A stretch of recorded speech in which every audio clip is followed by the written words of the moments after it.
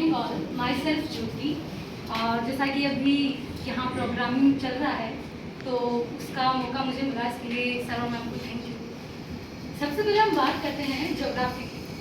भूगोल स्पेशली मुझे बहुत पसंद है क्योंकि ये मुझे कनेक्ट करता है एनवायरनमेंट से, मुझे जोड़ता है अपने नेचर से, इसलिए मैं इसको स्पेशली लाइक करती हूँ। और आई होप आप सब लोग भी इसलिए इसे पसंद करते होंगे, इतना कनेक्ट फील करते होंगे। हम जब अपने आसपास देखते हैं, लाइक हम जैसे बाहर निकलते हैं हम देखते हैं कि नेचर कितना ब्यूटीफुल है। लाइक पेड़ है, हम इधर सामने देखते हैं तो पर्वत है, और नीचे देखते हैं तो प्लेन्स हैं, ऐसे ही समुद्र, मैदान वगैरह, हम ये सब चीज़ें अपने आंखों के सामने सभी भूदृश्य देखते हैं। तो क्या हमारे माइंड में ऐसे चिंतन होते हैं कि आखिर ये इतनी बड़ी बड़ी पर्वत श्रेणियाँ, ये पेड़ या ये जो मैदान है, ये घूमती हुई पृथ्वी पर स्टेबल कैसे हैं, कैसे ये बैलेंस बना करके रखते हैं इस पृथ्वी पर।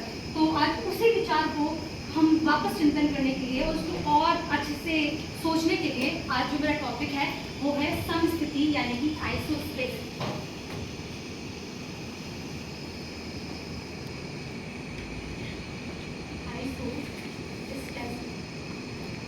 सबसे पहले मैं आइसोस्पेस की बात करूं या समस्थिति की बात करूं तो हमारे मन में आता है कि ये आया कहाँ से है, शब्द किसने दिया। तो जो आइसोस्पेस जो वर्ड है ये दिया गया है ग्रीक भाषा में। ग्रीक भाषा का ये वर्ड है जो बना है आइसोस्पेशियस से। इस आइसोस्पेशियस का मीनिंग होता है संतुलन की दशा, संतुलन की दशा। अब हम बात करते हैं कि जो आइसोस्पेशियस वर्ड है ये किसने दिया, तो ये दिया है डटन महोदय ने 1889 में, जो अमेरिकन थे, डटन महोदय, उन्होंने 1889 में ये शब्द दिया।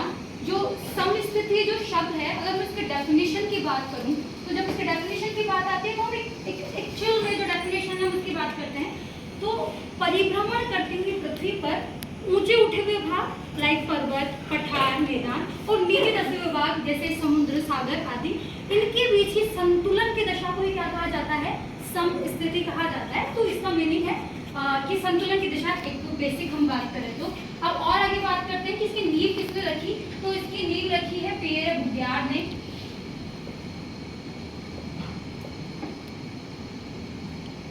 लगभग 1735 में इन्होंने इसके बारे में थोड़ा बताया हुआ। तो इनकी इनका नींव रखने वाले पियर बुगियार्ड ही कहे जाते हैं। ये जो डेफिनेशन दी है, शब्द तो हमें पता चल गया डटन ने दिया है, लेकिन डटन महोदय ने दिया है, लेकिन जो इनकी डेफिनेशन दी है वो दी है स्टीयर्स महोदय ने।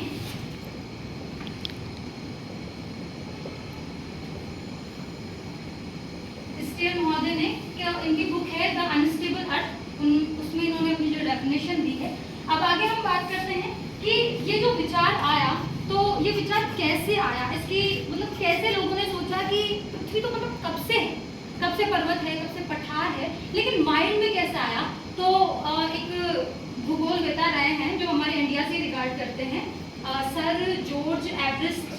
आपने नाम सुना होगा, जिनके नाम पर हमारी एवरेस्ट पीक है। तो सर जॉर्ज एवरेस्ट ने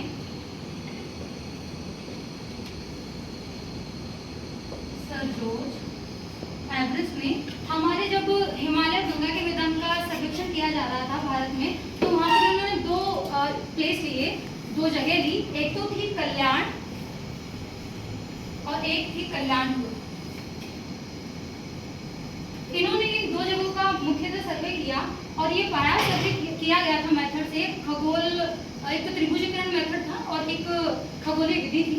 इन दो मेथड से इसका सर्वे किया गया। तो इन्होंने पाया कि जो अर्थ है, या इन्होंने पेंडुलम का यूज किया था इसमें, और इन्होंने पाया कि जो हिमालय है और ये दो जगह इसी के आसपास है, कल्याण ऊपर की तरफ है, कल्याण नीचे की तरफ है। तो इन्होंने जो पेंडुलम को देखा इनके जो इंस्ट्रूमेंट्स में, तो उन्होंने पाया कि पेंडुलम सीधा न जाकर के इधर की ओर टर्न कर रहा था। ये तो उनको पहले भी पता था कि कुछ न कुछ चीजें तो आकर्षित करेगी पेंडुलम को, लेकिन इन्होंने ये पाया कि जब इसका गणना हुई तो ये पेंडुलम को आकर्षित किया 5 इंच के समथिंग। तो दोनों ही बीच का डिफरेंस था ये पेंडुलम को आकर्षित करना। तो जब इनसे पूछा गया तो लोगों मतलब सीधा जाना चाहिए था, लेकिन आकर्षित किया 5 के लगभग। तो यहाँ से इनके दिमाग में ये उपजा कि आखिर ऐसा हुआ क्या, किस तरीके से इस पेंडुलम को इसकी ओर आकर्षित किया गया। तो जो संरचना पृथ्वी की भूगोलवेताओं के दिमाग में थी, कहीं ना कहीं वो खंडित हो चुकी थी। अब यहाँ पर जब ये बात एरी महोदय के सामने रखी गई तो उन्होंने इसका एक कारण बताया। उन्होंने कहा कि इसके पास हिमालय है जो कठोर चट्टानों से बना है, इसलिए शायद वो उसको क्या कर रहा है, अपनी ओर आकर्षित कर रहा है। तो एरी महोदय ने तो ये कहा कि ये हिमालय इसको अपनी ओर आकर्षित कर रहा है। लेकिन जब यही बात प्राट महोदय के सामने रखी गई तो प्राट महोदय ने कहा कि जी बिल्कुल, मान लिया हिमालय इसको अपनी ओर आकर्षित कर रहा है, लेकिन पृष्ठ का घनत्व 2.7 है। इस हिसाब से अगर गणना की जाए तो ये जो आकर्षण है ये 5 ना होकर के कितना इंच होना चाहिए था, लगभग 15 इंच होना चाहिए था। तो फिर हिमालय ने आकर्षित कम किया, तो उसका कारण क्या है? तो प्राट महोदय ने साथ के साथ इसको डिफाइन भी किया। उन्होंने कहा कि जो भाग जितने ऊंचे हैं उनका घनत्व उतना ही कम है। यानी कि मैं कहूँ कि पर्वत, पठार, प्लेन और कोई भी समुद्र तली, तो इसमें आपको साफ दिखाई दे रहा होगा सबसे ऊंचा भाग कौन सा है, पर्वत। तो सबसे कम घनत्व किसका होगा, पर्वत का। और सबसे नीचा भाग समुद्र तली है, तो सबसे ज्यादा घनत्व किसका होगा।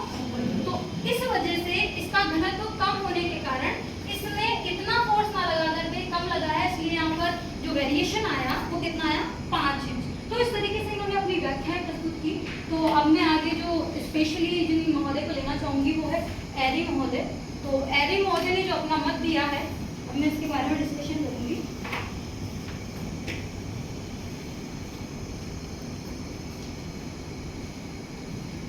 एरी महोदय ने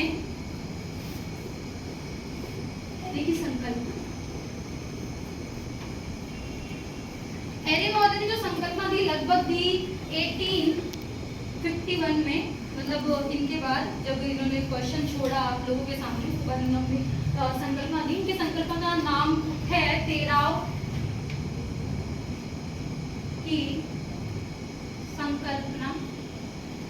इसी को और कई नामों से जाना जाता है, जैसे द्रव संतुलन की संकल्पना, तेराव की संकल्पना, तो जड़ की संकल्पना। तो इस तरीके से इसको कई नामों से जाना जाता है। अब जो एरी महोदय हैं, इन्होंने अपना जो मत दिया तो इन्होंने कुछ विचारधाराएं स्पेशली बताई। तो इन्होंने अपने मत में बताया कि सियाल सीमा पर तैर रहा है।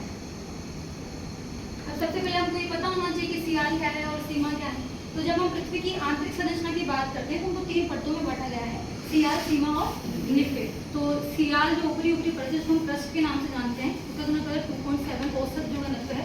उसके नीचे जो परत है वो है सीमा, जिसके ऊपर वो तैर रहा है, जो उसको हम सबस्ट्रेटम भी कह सकते हैं, जो द्रवित भाग है।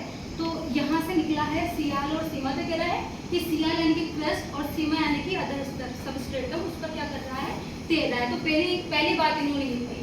दूसरी बात ये कहते हैं, दूसरी बात समझाने से पहले मैं एग्जाम्पल लेना चाहूंगी। जो एरी महोदय हैं, इन्होंने अपनी इस संकल्पना को प्रमाणित करने के लिए कुछ और भी चीजें कही हैं। जैसे कि इन्होंने एक ये तेराव का जो नियम दिया है उसको नाव के उदाहरण से समझाया है। ये कहते हैं कि जब आप नाव को पानी में देखते हैं तो जितना भाग ऊपर होता है उसका कई गुना भाग कहाँ होता है, नीचे होता है। तो इन्होंने दूसरी बात ये कही कि जो भी स्थल भाग है, जिसका एक भाग ऊपर की ओर रहेगा तो 9 का भाग कहाँ रहेगा, उसका नीचे की ओर। तो उन्होंने इस तरीके का अनुपात दिया, 1:9। तो इसको तेराव के नियम को इस तरीके से इन्होंने समझाया। फिर ये आगे अपने सिद्धांत को प्रमाणित करने के लिए एक प्रयोग करते हैं। तो ये क्या करते हैं कि लकड़ी के कुछ टुकड़े लेते हैं डिफरेंट आकार के और उनको क्या करते हैं, पानी में डुबोते हैं। तो ये देखते हैं कि जिस लकड़ी का आकार जितना कम है वो उतना ही कम गहराई पर डूबा है, और जिसका आकार जितना अधिक है वो उतनी ही ज्यादा गहराई पर डूबा है। लेकिन आप देख रहे हैं, आप देख पा रहे होंगे कि इसमें देखो इतना सा पोर्शन है ऊपर वाला, लेकिन नीचे का पोर्शन, क्योंकि कौन सा अनुपात ले रहा है ये, तो 1 अनुपात ऊपर है तो 9 अनुपात उसका नीचे है। तो इन्होंने इसको इस तरीके से बताया। तो इन्होंने जो अपना प्रयोग किया वो किसके थ्रू किया, लकड़ी के डिफरेंट आकार के लकड़ी के टुकड़ों को जल में डुबो करके इन्होंने प्रयोग किया। अब इसमें इन्होंने जो तो बेस जो है ना वो मतलब इन्होंने घनत्व और गहराई को ही सबसे ज्यादा डिफाइन किया है। तो ये कहते हैं कि पृष्ठ के जो ऊपरी जितने भी पार्ट्स हैं उन सबका घनत्व क्या होता है, समान होता है, लेकिन उनकी गहराई क्या होती है, अलग अलग होती है। तो ये अगर हम इसको इंग्लिश में कहें तो क्या कहेंगे कि uniform density and varying depth या फिर थिकनेस।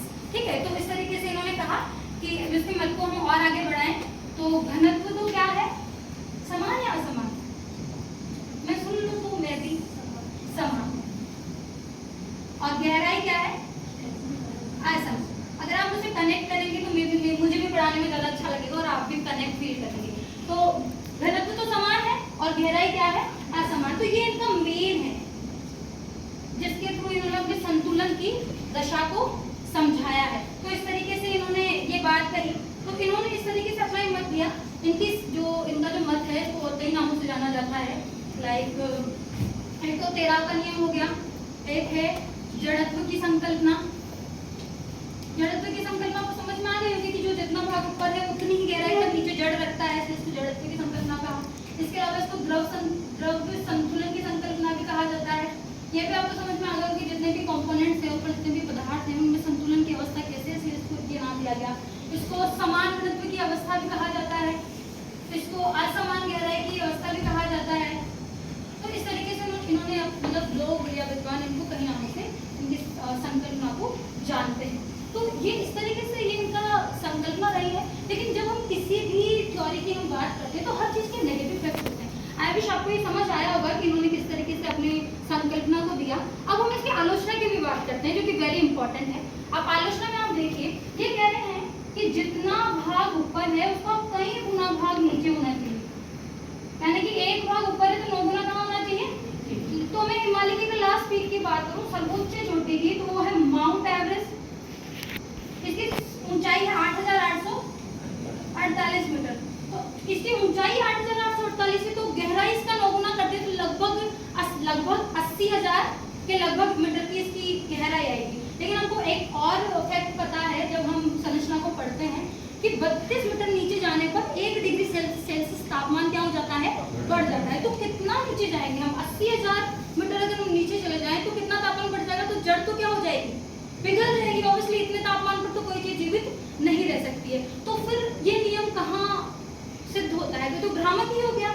इन्होंने जो बात कही वो कहीं ना कहीं भ्रामक हो गई कि जितना ऊपर तो उसका 9 गुना नीचे है, और वो भी अब तो अगर हम फैक्ट्स की बात करें तो वो जड़ तो कहीं ना कहीं खत्म ही हो गई है। तो इस तरीके से इन्होंने अपना ये पूरी की पूरी थ्योरी दी।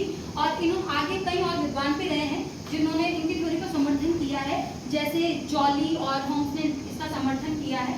तो इस तरीके से ये थ्योरी थी। अब मैं कुछ क्वेश्चंस के थ्रू इसको फिनिश करना चाहूँगी कि आपको कितना समझ में आया। तो मेरा पहला क्वेश्चन है, एक सेकंड में बैठा, समस्थिति किस भाषा का शब्द है, कौन से वर्ड से बना है, मीनिंग क्या होता है, शब्द किसने दिया, नींव किसने रखी, और परिभाषित किसने किया, CS महादय ने। जॉर्ज एवरेस्ट ने इस पर पहले बहुत अच्छा काम किया है, कल्याण और कल्याणपुर जगत के ऊपर, और फिर उसमें डिफरेंस जो पाया गया।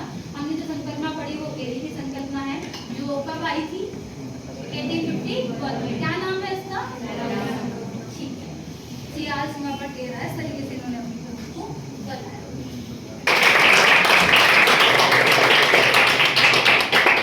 संतुलन शब्द का सर्वप्रथम प्रयोग कहाँ हुआ, अगर आपने थोड़ा भी इसको देखा होगा। थैंक यू सो मच, सही है। ये मैंने प्राट का लिया है, पर मैंने आपको थोड़ा जो समझाया है प्राट को रिगार्ड करते हुए इसलिए इसको लिया है। प्राट की संकल्पनाओं के संदर्भ में सत्य कथन है। पहला है, हिमालय का औसत 2.75 मानकर उसके आकर्षण शक्ति की गणना की तो यह पाया कि गणना का अंतर 15.885 का होना चाहिए था। क्या सही है, गणना पर तो यही पाया गया था ना, एक्चुअल में पॉइंट अलग था। सेकंड देखो, प्राट ने इस मत का प्रतिपादन किया कि ऊंचाई तथा घनत्व का उल्टा अनुपात होगा, यानी कि ऊंचा स्तंभ और घनत्व कम और नीचा स्तंभ यानी घनत्व अधिक। क्या बात सही है। प्राट का विश्वास तेराव के नियम में ना होकर क्षतिपूर्ति तल के नियम में था, ये बात भी सही है। तो सभी डिफरेंस है। आइसोस्पेसी शब्द किस भाषा से लिया गया है, राइट। संतुलन शब्द कब दिया गया, 1880, राइट। संतुलन शब्द का सर्वप्रथम प्रयोग अमेरिका के किस भूगोलवेत्ता ने 1889 में किया, डटन ने। लेकिन कई बार एग्जामिनर में कंफ्यूज करता है, डटन और हटन एक साथ दे देता है। तो अगर हमारे माइंड में आ जाता है ना कि डटन या हटन, तो आप डटन को इस तरीके से समझना है कि डटे रहने के लिए, संतुलित बनाए रखने के लिए सिद्धांत दिया था डटन ने।